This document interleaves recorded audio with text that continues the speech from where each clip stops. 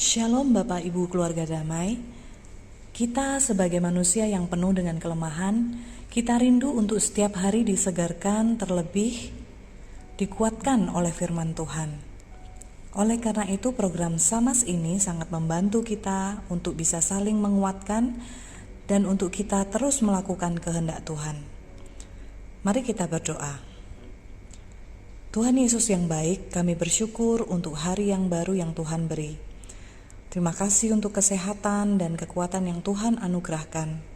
Saat ini kami rindu mendengarkan firman-Mu, kiranya Roh Kudus-Mu menolong kami untuk memahami dan melakukan firman-Mu.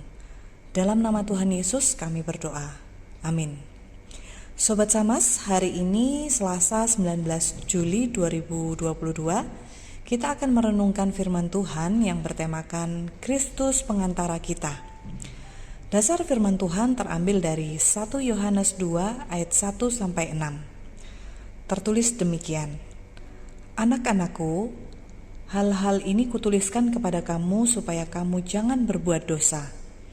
Namun jika seseorang berbuat dosa, kita mempunyai seorang pengantara pada Bapa, yaitu Yesus Kristus yang adil. Dan Ia adalah pendamaian untuk segala dosa kita. Dan bukan untuk dosa kita saja, tapi juga untuk dosa seluruh dunia. Dan inilah tandanya bahwa kita mengenal Allah, yaitu jikalau kita menuruti perintah-perintahnya. Barang siapa berkata, "Aku mengenal Dia," tetapi ia tidak menuruti perintahnya, ia adalah seorang pendusta dan di dalamnya tidak ada kebenaran. Tetapi barang siapa menuruti firman-Nya, di dalam orang itu sungguh sudah sempurna kasih Allah. Dengan itulah kita ketahui bahwa kita ada di dalam Dia.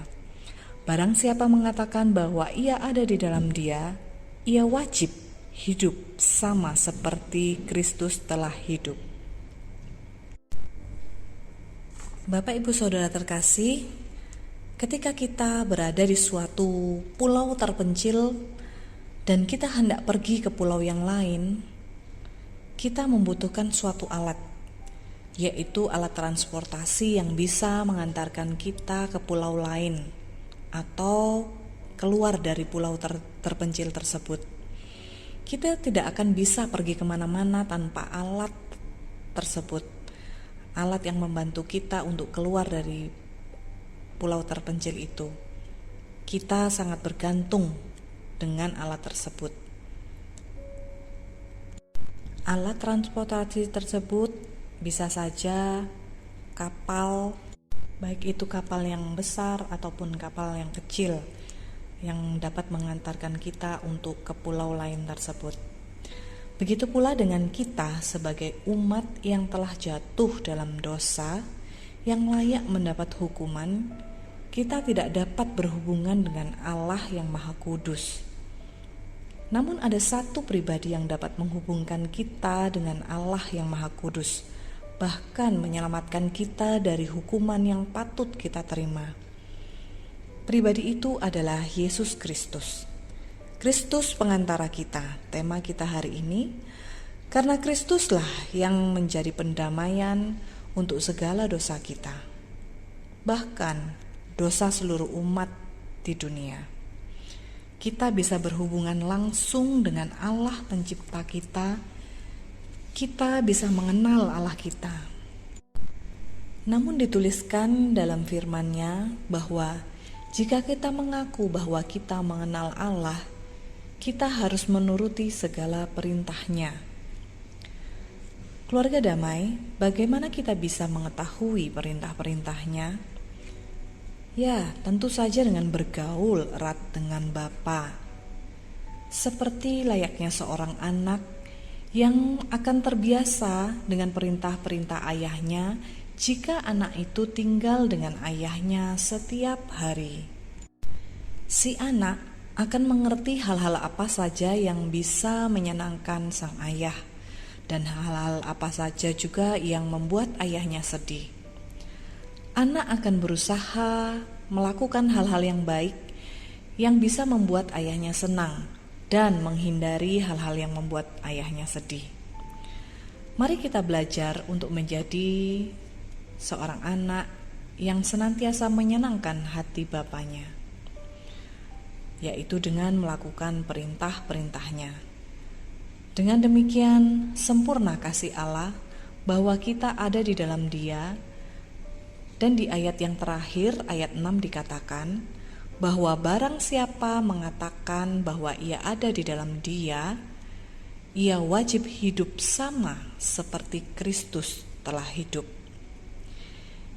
Yang perlu kita bergarisbawahi adalah kata wajib hidup sama seperti Kristus. Kata wajib di sini harus dilakukan. Bukan hal yang bersifat himbauan atau saran, di mana hal tersebut bisa dilakukan atau bisa tidak. Namun di sini dikatakan, ia wajib hidup sama seperti Kristus telah hidup.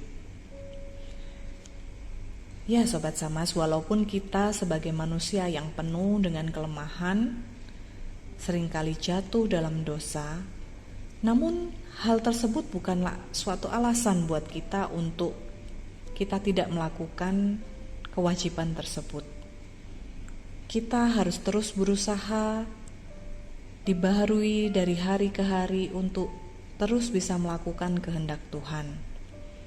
Roh Kuduslah yang akan terus menguatkan dan mengingatkan kita untuk tetap teguh berjalan dalam jalan Tuhan. Amin. Mari kita berdoa.